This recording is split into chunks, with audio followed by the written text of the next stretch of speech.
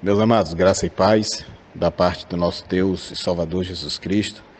É com muita alegria no coração, com muita satisfação, com muito prazer que nós estamos retomando as nossas atividades de pronunciamentos oficiais em torno dos temas que são levantados pelo Grupo Teólogos da Verdade. Eu quero deixar aqui registrado meu agradecimento a todos os nossos auxiliares, nossos conselheiros, os administradores que, juntamente conosco, têm conduzido esse trabalho e feito isso de forma brilhante, não deixando nada a desejar, de uma tal maneira que o grupo tem cumprido a sua função, que é de abençoar centenas e, por que não dizer, milhares de vidas com as quais ele chega com as suas mensagens, com as suas propostas e com o seu chamado a determinadas reflexões que são fundamentais para aqueles que fazem a obra de Deus caminhar. Portanto, muito obrigado a todos e que o Senhor nos abençoe nesta nova empreitada. Irmãos, por que aumenta a cada dia o número de desviados e desigrejados na Igreja do Senhor? A título de início para essa reflexão, eu reafirmo a minha convicção de que aqueles que se afastam do Evangelho sem causas plausíveis são, na verdade, almas que verdadeiramente jamais receberam no coração a genuína mensagem da salvação. Portanto, não são desviados, mas apenas mundanos que regressaram para o lugar de onde apenas fingiram temporariamente ter saído. Por outro lado, há os autênticos desviados, e acerca destes eu diria se tratar de cristãos verdadeiros, que por desapontamentos, quedas ou falta de vigilância, acabam sucumbindo ao convite da desistência. Muitos destes não apenas se desviam, como se tornam um problema para a igreja, engrossando as fileiras dos apedrejadores de denominações, conhecidos pela triste alcunha de desigrejados.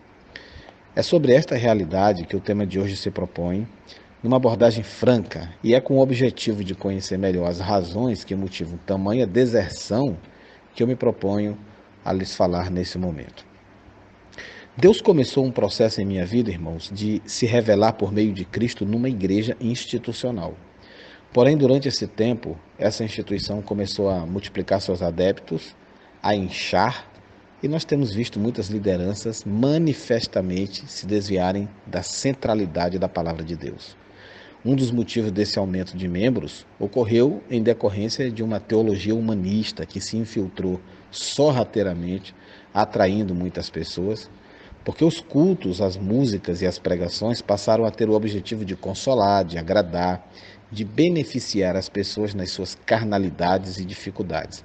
Ou seja, estávamos seguindo uma linha de cantar e pregar coisas que as pessoas queriam ouvir, e isso atraiu muitas novas adesões a estes movimentos oportunistas. No entanto, amados, Deus, e eu tenho minha fé nisso também, ele começou a despertar algumas pessoas, minoria, é verdade, para o retorno ao verdadeiro evangelho e à centralidade da palavra de Deus por meio de pregação expositiva, de cânticos teológicos com coerência bíblica. Deus começou a nos disciplinar e nos direcionar para as doutrinas da graça, para a pregação acerca da depravação humana e também para a doutrina da responsabilidade humana e seu livre arbítrio. Temos chorado e nos angustiado por ver essas distorções e, ao mesmo tempo, nos sentindo incapazes de nos levantar, uma vez que, diante de tanta informação herética massificada, muitos que começam a buscar apenas entendem poucas coisas dessa reforma bíblica que precisa ser feita.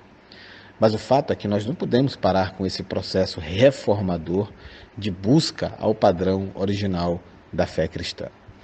E por conta desse necessário enfrentamento, eu penso que nós temos que partir para a Bíblia, que é a nossa regra de fé e de prática. 2 Timóteo 4, de 1 a 5, está escrito: Conjuro-te perante Deus e Cristo Jesus, que há de julgar vivos e mortos, pela sua manifestação e pelo seu reino. Prega a palavra, insta, quer seja oportuno, quer não, corrija, repreende, exorta, com toda longanimidade e doutrina. Porque haverá tempo em que não suportarão a sã doutrina. Pelo contrário, cercar-se-ão de mestres segundo as suas próprias cobiças, como que sentindo coceira nos ouvidos, e se recusarão a dar ouvidos à verdade, entregando-se a fábulas. Tu, porém, sê sóbrio em todas estas coisas, suporta as aflições, faze o trabalho de um evangelista, cumpre cabalmente o teu ministério. Eu penso que diante deste quadro, o primeiro passo é cuidar desse crescimento que está acontecendo agora, esse despertar para as verdades da graça de Deus. Tal como Paulo aconselhou a Timóteo, tem cuidado de ti mesmo e da doutrina, em 1 Timóteo 4,16, assim também, você que me ouve ou que lê agora, cuide de ti mesmo neste momento, do seu amadurecimento e do seu aperfeiçoamento na fé. Por conta desse aumento da membresia, muitas pessoas vieram de outras denominações, principalmente neopentecostais, sendo que sem nenhuma cautela por parte da liderança, e essas pessoas começaram a liderar ministérios bases da igreja, como culto, casais, jovens. Assim, nós percebemos uma enorme e intensa transformação dessa instituição. Alguns de nossos irmãos que perceberam esse desvio da palavra já saíram, outros simplesmente não carregam mais, o desejo de se congregar, e há ainda outros, como muitos que me escutam agora, que estão sem saber simplesmente o que fazer. É dessa imensa massa de desapontados que o herético movimento dos desigrejados tem se alimentado, tirando proveito de suas mágoas, dúvidas, para lavar-lhes o cérebro e fomentar um espírito de guerrilha e ódio contra toda forma de institucionalização cristã e suas autoridades pastorais. Há muitos cristãos sinceros neste meio, mas que lamentavelmente são manipulados por uma meia dúzia de canalhas fanáticos que tentam justificar seus fracassos pessoais por meio de um discurso generalizante que agride e ofende aqueles que amam estar na casa do Senhor. A situação atual é complicada, pois a instituição cristã atual até consegue ser contra essa gritante onda de distorção do evangelho, como o falso evangelho da prosperidade. Mas não percebe que o humanismo, o liberalismo e essa linha mesclada neopentecostal estão destruindo a imagem de Deus e a obra de Cristo aos poucos.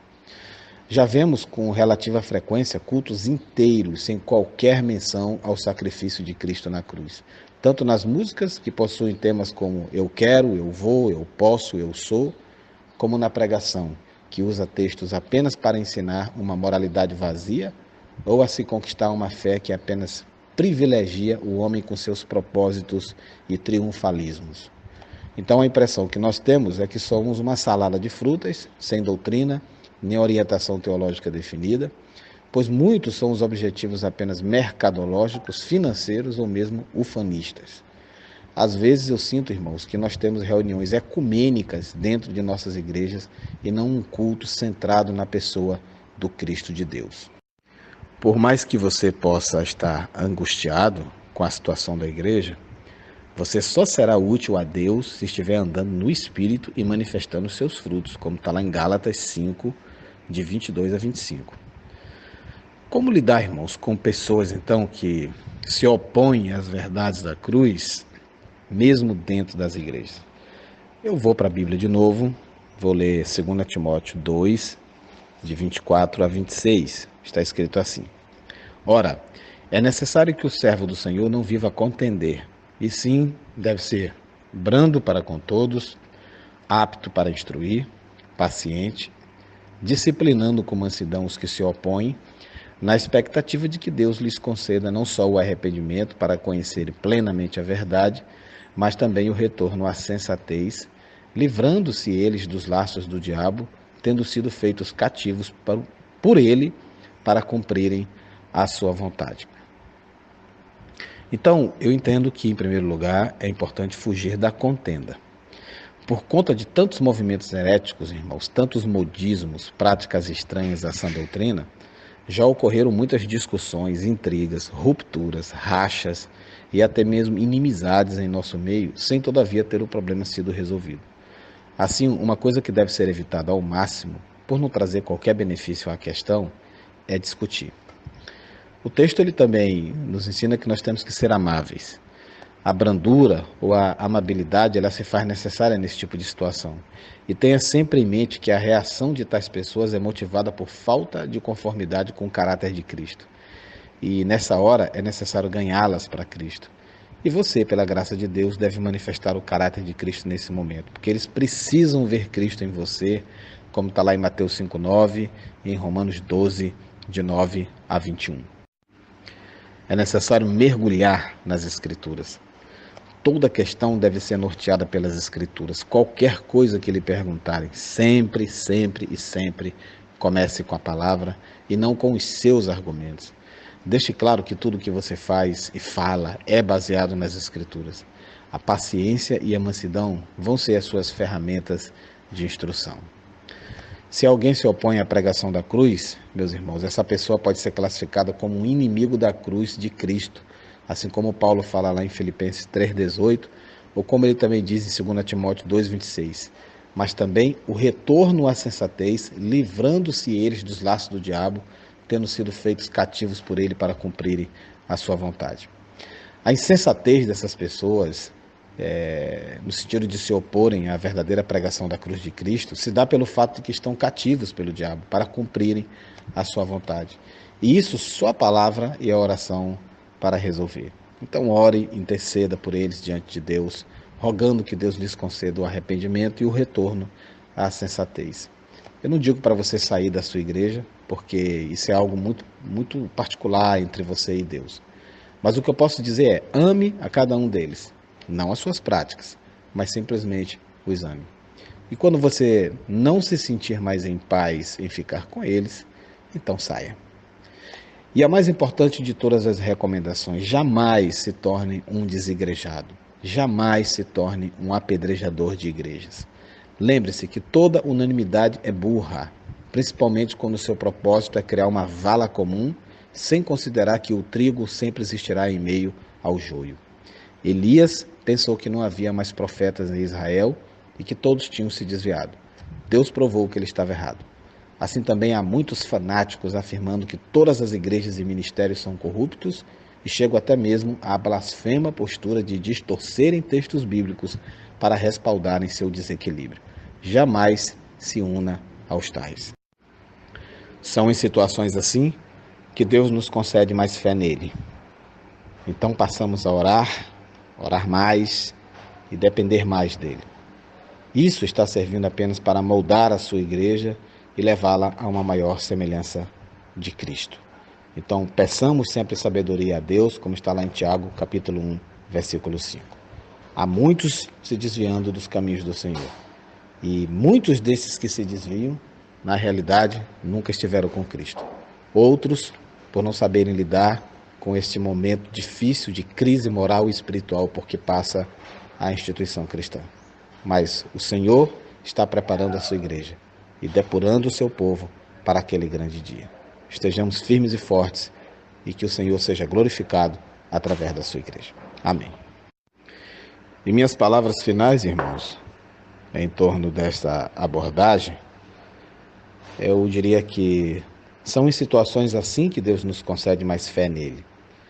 Passamos a orar mais e depender mais dele. E isso está servindo apenas para moldar a sua igreja e levá-la a uma maior semelhança de Cristo. Então peçamos sempre a sabedoria de Deus, como está lá em Tiago 1,5. Sim, é verdade, muitos estão se desviando. Muitos estão passando pela igreja sem permanecer nela. Alguns jamais se converteram de verdade.